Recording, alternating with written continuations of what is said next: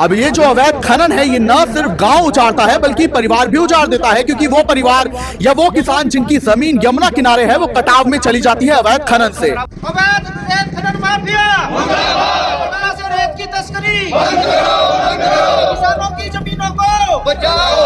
तो ये जो माफिया है, खनन माफिया, कर कैसे पा रहे इतना कुछ? आप कुछ नहीं कर पा रहे, सरपंच होते हुए, वो माफिया होते इतना कुछ कर जा रहे हैं। ये बिल्कुल ये अधिकारियों की मिली भगत से ये सब काम कार्य हो रहा है। इनका जो टेंडर है वो यूपी से है, मगर ये चला रही हरियाणा में है। ये सब अधिकारियों की मिली भगत है, उनको पैसा जाता है और वो चलवा रहे हैं। जिस गांव में से जो ट्रक निकलेगा हम उसको रोकेंगे और उनके साथ फिर पूरा व्यवहार करेंगे। हम इस खनन को चलने नहीं देंगे।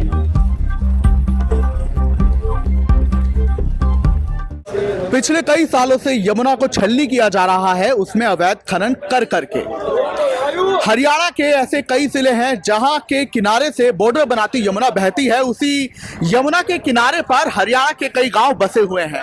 अब ये जो अवैध खनन है ये न सिर्फ गांव उजाड़ता है बल्कि परिवार भी उजाड़ देता है, क्योंकि वो परिवार या वो किसान जिनकी जमीन यमुना किनारे है वो कटाव में चली जाती है अवैध खनन से। अब जो ये स्मालका है और पानीपत में ऐसे 5 गांव हैं जो इसी अवैध खनन से परेशान हैं। उनकी जमीनें कटाव का खतरा है, उनके परिवार उजड़ने का खतरा है, और इसी वजह से आज गांव रखसेड़ा में 5 गांव के सरपंच और ये 5 गांव के ग्रामीण इकट्ठा हुए हैं। सरपंच है, उनसे हम बात करना चाहेंगे कि आखिर क्या ये पूरा मसला है, क्या ये दिक्कतें आ चुकी हैं अभी अवैध खनन से? अवैध खनन से हमारी जो जमीनें हैं, हमारा जो बांध है, जो हमारा बांध जमुना से हमें बचाता है हमारे 5 गांवों को, इसको भी खतरा है हमारे को। ये भी कट सके। अगर ये अवैध खनन यहाँ से मिट्टी उठती रहेगी, कटाव लग जाएगा, ये कटाव हमारी तरफ आएगा और ये बांध को भी खतरा है, जमीनों को तो खतरा है, गाँव को भी खतरा है। हमारे 5 गाँव उठ भी सके यहाँ पे। तो ये जो माफिया है, खनन माफिया, कर कैसे पा रहे इतना कुछ? आप कुछ नहीं कर पा रहे, सरपंच होते हुए, वो माफिया होते हुए इतना कुछ कर जा रहे हैं। ये बिल्कुल ये अधिकारियों की मिली भगत से ये सब काम कार्य हो रहा है। इनका जो टेंडर है वो यूपी से है, मगर ये चला रही हरियाणा में है। ये सब अधिकारियों की मिली भगत है, उनको पैसा जाता है और वो चलवा रहे हैं। कब से चलता आ रहा है ये 1.5 महीना हो गया इसको चलते।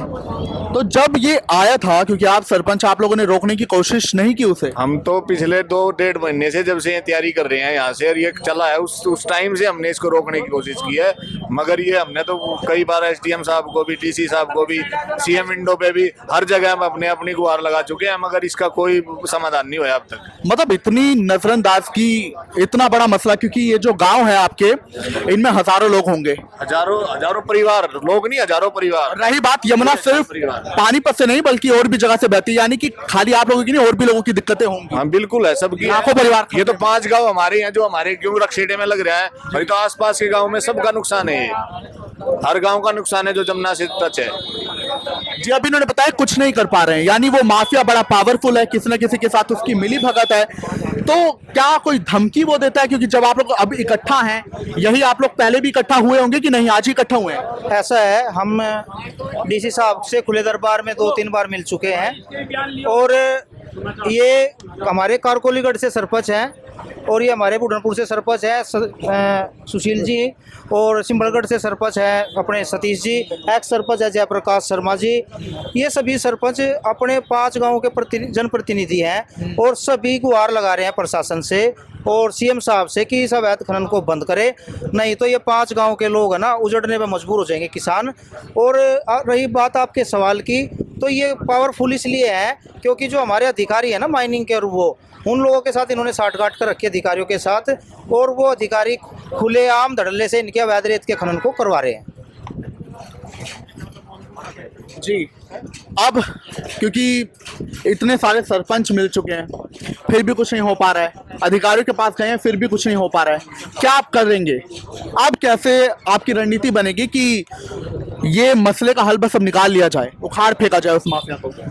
हमारी अगली रणनीति ये बनेगी, अगर ये मानेंगे तो ठीक है, नहीं तो हम धरना रखेंगे, और धरने के बावजूद जिस गांव में से जो ट्रक निकलेगा हम उसको रोकेंगे और उनके साथ फिर पूरा व्यवहार करेंगे। हम इस खनन को चलने नहीं देंगे, क्योंकि हमारे गांव को सबसे ज्यादा खतरा हमारे गांव को है। हमारा गांव कति सीमा पे है और टैंक पे टक्कर में है, सबसे ज्यादा हमारे गांव को पूरा खतरा है। अच्छा, पहले भी इस खनन से कोई नुकसान हुआ था? हाँ नुकसान हुआ था, कम से कम 10,000 एकड़ जमीन हमारी कट चुकी थी। और अब फिर ये छाती पर मूंग दलने आ चुका है। हाँ, अब भी ये हमारी छाती पे मूंग दलने के लिए आ चुके हैं। इसलिए हमारी सरकार से ये गुजारिश है कि इसको जल्द से जल्द रोक दिया जाए। अभी बुंदेलखंड का इलाका है मध्य प्रदेश और उत्तर प्रदेश के बीच में, वहां के लोग डैम बनाने के विरोध में मतलब चिता आंदोलन कर रहे हैं। आप लोग, क्योंकि देखिए अब आपके पास एक लोकतांत्रिक हथियार है, आपका धरना, आपका प्रदर्शन, क्योंकि अधिकारी अगर ना सुने तो यही चीज है जो उन्हें जगा सकता है। कैसे क्या कुछ करा जाएगा? ऐसा है, देखो जो हमारे 5 गांव खेड़ा, हथवाड़ा, कारकोली, संबलगढ़, बुढ़नपुर, जो हमारी उपजाऊ जमीन है वो ज्यादातर यमुना नदी के उस में है, ग्रस्त में है।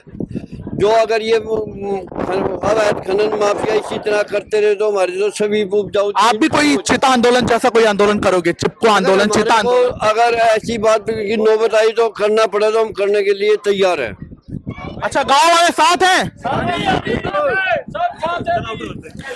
तो देखिए यहाँ पर 5 गांव के ग्रामीण सरपंच इकट्ठा हुए थे, क्योंकि वो अवैध खनन जो कि यमुना का सीना छलनी कर रहा है, जो कि इन्हें छलनी कर रहा है, तो ये मजबूर है। और ऐसे में बुंदेलखंड का जो इलाका जो ऑलरेडी चिता आंदोलन कर रहा है अपनी मांगों के लिए, अब इनका कहना है कि अधिकारी अगर नहीं सुनेंगे तो हमें मजबूरन एक और चिता आंदोलन यहाँ हरियाणा में पानीपत में करना पड़ेगा। अब ये देखना, क्योंकि देखिए अवैध खनन की समस्या बहुत बड़ी है। यमुना जो कि यमुनानगर से, करनाल से, पानीपत से, फरीदाबाद से और भी कई जिलों से हरियाणा के होकर बहती है। तो ऐसे में खाली अवैध खनन की समस्या यहाँ पानीपत के स्मालखा के इन 5 गांवों में नहीं बल्कि और गांवों में है, उन हजारों गांवों में है जो कि यमुना किनारे बसे हैं। उन लाखों परिवारों पर इसका संकट आ जाएगा जो अवैध खनन का शिकार हो जाएंगे।